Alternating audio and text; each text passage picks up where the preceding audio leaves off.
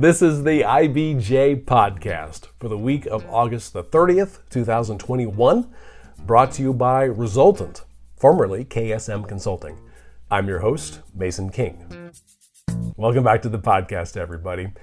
We have come a long way to arrive at this point. We're about 6 months away from the opening of the city and county's $590 million community justice campus.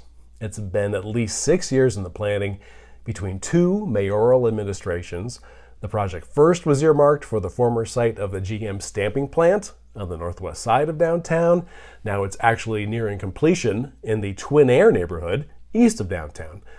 Now we can't expect you to have followed this every step of the way, so here it is in a nutshell. The Community Justice Campus is intended to unify, streamline, and modernize big chunks of the city and county's law enforcement and judiciary operations. For example, Marion County's two jails, which are located several blocks from each other downtown, will be combined into a 4-story adult detention center. It will have space for 2,700 general population beds, 300 specialty beds. The Marion County Sheriff's Department also will be located on the campus. The Marion County court system, now largely located in the City-County building, will be realigned and transplanted to a new 12-story, 475,000 square foot building. It's the centerpiece of the whole project. The campus also includes the Assessment Intervention Center, which will be used to assess individuals with apparent behavioral health and or substance abuse issues who run afoul of law enforcement. Officials want to avoid arrests if possible and help those individuals get the help they need. So that's the core of the campus. There are other agencies and offices central to the justice system scattered all over downtown that also plan to be located on the campus. That includes, for example, the Marion County Public Defender Agency, the Marion County Superior Court Probation Department. They're slated for a privately developed professional building on the campus. And now, here at long last, we have come to the subject of today's podcast. Mayor Hogsett and other city-county officials want the Marion County Prosecutor's Office to relocate to the campus as well. It sort of seems like a gimme. Now, you might be like me in that your experience with prosecutors is limited to watching the same 2 or 3 of them every week on Law & Order. Well, the Marion County Prosecutor's Office is a huge operation with a staff of more than 400 people. Last week, IBJ's Mickey Shuey and Leslie Bonilla Muñiz broke the story that Marion County Prosecutor Ryan Mears has not committed to moving the office to the campus. He says he's undecided and is worried about the cost. The private developer behind the professional buildings needs that commitment to make the numbers work on the second of its 2 buildings that have been planned. Mickey and Leslie are our guests this week to dig deeper into the surprising news.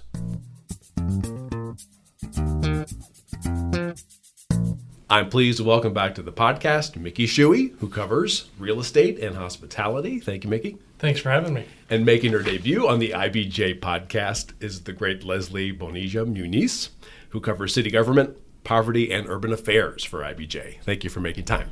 Thanks so much for having me. So we've been talking about the development of the Criminal Justice Center for at least 8 years now. And in fact, it has undergone a subtle name change over that time. It's now called the Community Justice Campus. The city finally broke ground in the Twin Aire neighborhood in roughly 2018. The price tag for just the core elements of the campus is $590 million. Quite a bit of it is finished now. Several elements of the project are already up and running. Can we review, both for ourselves and the folks at home, probably you don't cover this on a day-to-day basis, what the campus will consist of and why the city-county government wanted to do this project in the first place? Yeah, so to go to your second question first, actually, obviously it was not here when 8 years ago when discussions first began, but the point was to kind of rethink what the criminal justice system looks like in Indianapolis, and that's A. And then B, have them all be in the same spot, because right now we've got Jail 1, Jail 2, kind of scattered, and then we've got like the seat of city county government downtown, and The hope for city officials was to just kind of put these into one place and unify the entire system for, I guess, ease for employees, for people that are involved in the justice system. And then in terms of what it's going to consist of, as you said, that $590 million is for the core, and that includes the Assessment and Intervention Center, which opened in December last year, and then the jail, the sheriff's office, and the courthouse. But then there's these other pieces that are being funded by other means. One of Mayor Joe Hogsett's pieces to his Circle City Forward plan are some bonds for a new forensics lab that they dedicated $30 million to that, $16 million to a coroner's facility, and some more to a youth and family services center. And all of those, 2 of those are confirmed. The last one, not entirely sure if it's going to be on the campus. And then there's also additional funding for the Assessment and Intervention Center. They asked the City County Council for about $700,000. So I think that's about it. And then of course there's these privately developed buildings, these office buildings for some other pieces of the justice system. Yeah, Mickey, tell me about these privately developed buildings. I assume that things like the courthouse, the jail, the assessment center, those will be owned by city county government. Tell us about these office structures. Those city elements will indeed be owned by the city, especially through a 12-story, 475,000 square foot building mainly. But then there are these 2 proposed privately developed buildings, each expected to be about 135,000 square feet, that would house groups like the prosecutor's office potentially, and we'll talk about that here soon, but then also the public defender's office, and then some probate operations. And really, they're intended to kind of bring into the fold these other ancillary departments that play a key role in the city's criminal justice system, but don't necessarily have a role to share a building with the courts directly, and may not want to. Yeah. And you mentioned the courthouse facility, which is got to be the centerpiece of this project. It's 12 stories, 400-some thousand square feet, which will house this realigned court system for Marion County. So these office buildings will be separate. Tell me how these are going to be developed.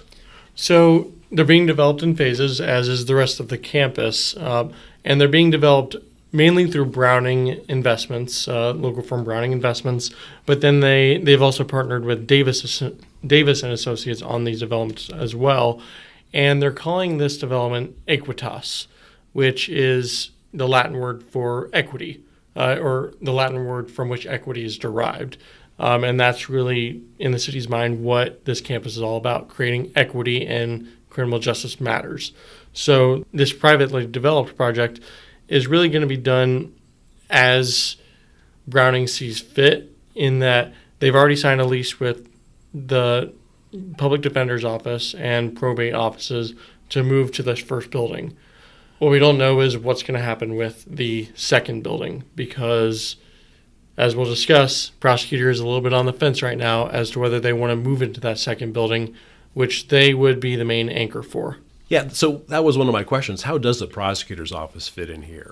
How many people work in the prosecutor's office, and where are they located now? So the prosecutor's office is a 415-person agency. They have about 150 attorneys, and they occupy just over 85,000 square feet in the building at 251 East Ohio Street. That's the building on the opposite side of the parking garage on Ohio Street from what's known as the Gold Building. Right, that's right. Yeah, it's like on the other side of the City Market Building, with the City County Building to the south. Yes, right. Yes, and the public defender's office is currently in the Gold Building itself. So to just kind of give some perspective of where they are now, and they'd be in buildings next to each other if they both go out to the campus. And if they don't, then the prosecutor will be 3 miles away. That seems like it'd be problematic. So let's get to that. Why hasn't the prosecutor's office committed to being a part of this campus? You would assume that in any criminal justice proceeding, the prosecutor would be, one of the main, I don't want to say suspects, but certainly would be one of the main players. Why is there hesitancy for them to commit?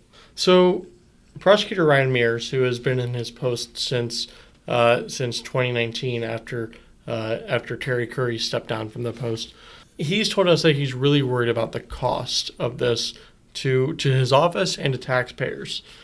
In addition to that, the office already signed a pretty inexpensive 16-year lease in 2017 for its current space. And basically that locks them in at paying about $17.50 per square foot, and that includes utilities and janitorial services, as well as guaranteed parking. Now, a move to the Justice Campus would start at no less than $18 per square foot, and that would be for about 82,000 square feet of space across 3 floors, and then a lobby area on the first floor. And that's from a proposed lease that we obtained through a public record request. That cost would probably actually go up to about $26 per square foot, if not a little bit more, once you get to the end of that 20-year lease. In addition to that, you have to factor in the utilities and janitorial services, which is going to raise that $18 per square foot by about $7 to $8, according to real estate sources I've talked to.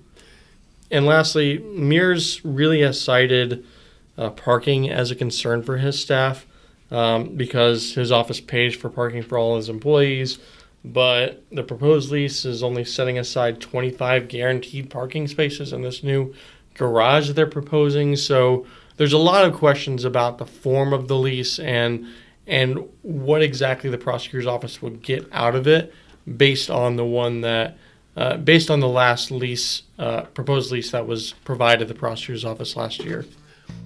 Okay, let's take a quick break to hear from our sponsor. This is the IBJ Podcast.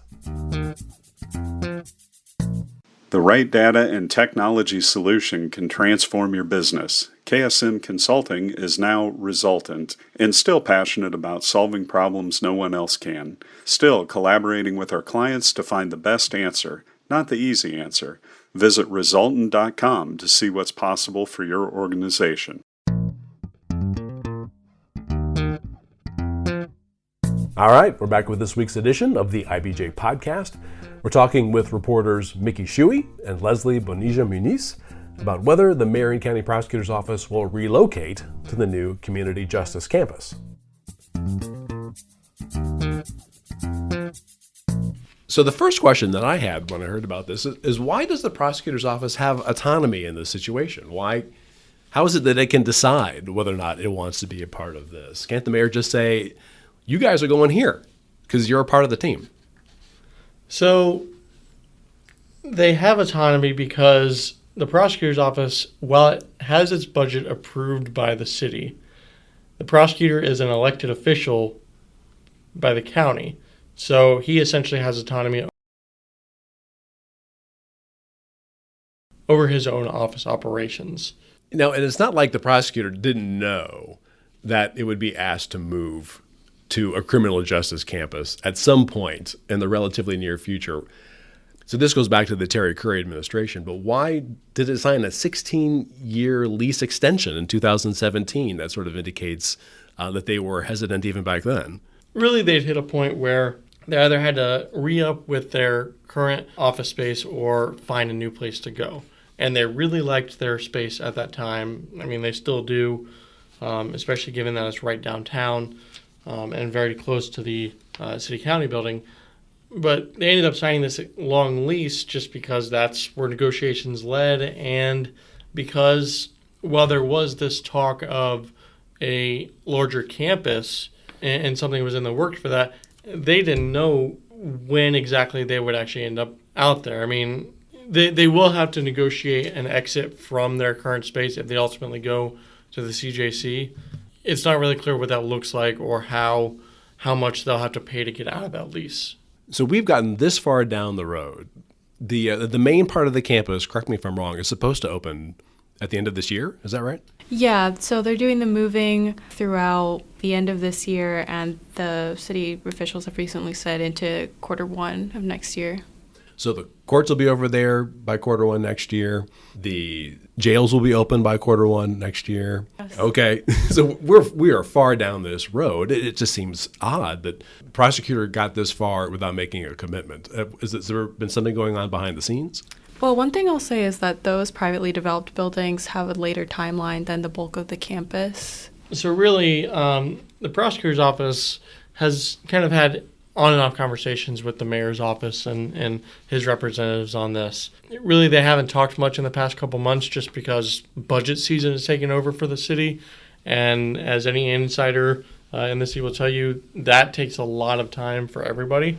So they've kind of put that on hold. But really, they were working toward trying to find a resolution in recent months. They just have not determined what that will look like yet. So what does Mayor Hogshead say about all this? When we were able to ask him at the most recent monthly media breakfast that his administration does, he just kind of said, obviously that was part of the intent, was to have them there. His controller, who's Ken Clark, they've both said that this is kind of the intention, is to have it be like a one-stop shop for everything, or almost everything, criminal justice, law enforcement related. So the message that they have for the prosecutor's office and Ryan Mears is, we really, really want you to be there. Have they said anything about, we will help you financially somehow, or we will make this worth your while? Yeah, so Ken at that breakfast said that his office has made commitments to the prosecutor's office, that I think his wording was that they want them to feel comfortable that their budget is protected, basically. But as we kind of mentioned, negotiations have been pretty much stalled for the last little while there. And it feels like they've kind of hit the point where whether propelled by our story or not, they've kind of hit the public negotiation side of things, where both sides are kind of trying to make their case to the public, where we don't know what's actually happening behind closed doors, whether they've actually had these conversations with each other behind closed doors, that the prosecutor thinks it all comes out of cost, and the city is saying, well, we'll help you. Is that happening privately? We don't know. All we know is what they're telling us on the record at this point. So if we had to assume, what is happening now is they're still trying to hammer this out. Exactly. Well, maybe they'll get around to it, but I don't know. As they've said, Ken is in charge of budget, and new leases go through him. So, he is one of those people who's really wrapped up in what's happening with the municipal budget, and so are a lot of the other city officials. Mears was just in front of the City County Council, I want to say last week, presenting his own budget. So, I don't know if they're sitting down right now to do it, but they will be. Is the prosecutor's office proposing that it can still be effective while not actually being on the campus? Yeah. I'll let you take this one. This is an interview you did, but yeah, Prosecutor Mears was basically the pandemic has obviously changed things, that people can work from home. This is an issue for all of city county government, that they don't necessarily know how much space they need because of remote work. Ken Clark told us the other day that their kind of old pre-pandemic estimates are inaccurate. So that was definitely one point that he raised, was that people still work from home and that they can make the commute. Does a prosecutor not need to be present in court during a proceeding? So that's the thing. What he seemed to have been trying to address was the fact that if they're going to be in court, then obviously they'll still need to be there for most of that. The operations of the prosecutor's office are largely the same, but how they actually accomplish things like signing documents. You don't necessarily need to be in the room with somebody if you're going to be signing documents pertaining to a case. You can do that remotely now. Obviously, they'd still have to make that drive to and from the Twin Aire site if they opt to stay downtown, or at least not go to the CJC. But he seems to feel like they can get away with being wherever they want to be, as long as in the downtown core near the CJC. Leslie, you wrote a few months ago about the concerns of the folks who live in the Twin Aire neighborhood, which is, definitely a transitional neighborhood, and I think on one hand sees this as an opportunity for greater economic development in the neighborhood, but at the same time, there's several things that they're worried about. Do you have a sense of where they are right now in their support for this project? There has been a lot of community engagement. There is a coalition of neighborhood groups in the area that meet regularly with, Browning for example, presented at one of those meetings a few months ago talking about their plans for the first office building. And so there's definitely a lot of communication between interested residents, between neighborhood leaders, but they definitely have concerns, even starting from the name. As you noted at the beginning of this podcast, the initial name was the Criminal Justice Campus, and I had, neighborhood residents, leaders saying that, like, we don't want to be known as, like, a hub for criminal justice activity. Like, so, it's been changed to Community Justice Campus, but that's definitely even a symbolic note of their problems with some of this. Another one that came up with basically everyone that I talked to was the issue of overnight jail releases. Downtown is different because you've got the transportation center right there. Basically every bus line in the city goes through there. And so there was a real concern that, people would be stranded there. A lot of people talked about how the homeless population has been growing and that they don't want to exacerbate the problem by having more people who don't have a way to get home, or, a way to find someone that they can stay with. That would just lead to more people being in that neighborhood without a place to go and just kind of stranding them there. So this is an ongoing concern still between the residents yes. and the city? That was an issue that was very much in discussion back when I was writing, and I don't think there really has been any resolution. Besides overnight jail releases, I think another big problem for them, to go back to the issue of criminal versus community justice campus, is making sure that whatever development happens there really benefits actual residents, that it isn't just a fast track to gentrification, that the new amenities that develop there are not just for commuters, that it also is intended for current residents. And so there is some action on that front. There's a lot of Southeast Neighborhood Development it's a CDC, a Community Development Corporation, that's pretty active there. It's across the street from the new campus, and they're working on some stuff, including like centers to help entrepreneurs kind of move or even start businesses, and just kind of trying to provide additional childcare for people, trying to get residents involved in the construction work, and just trying to kind of tie things more into the neighborhood. But for people who live there, there's a very real risk that it's just going to be there and not do anything for them. Well, great. Well, let's check back in 6 to 8 months and see how this thing all shakes out. Yeah. Thanks for your time, guys. Thank you so much for having us.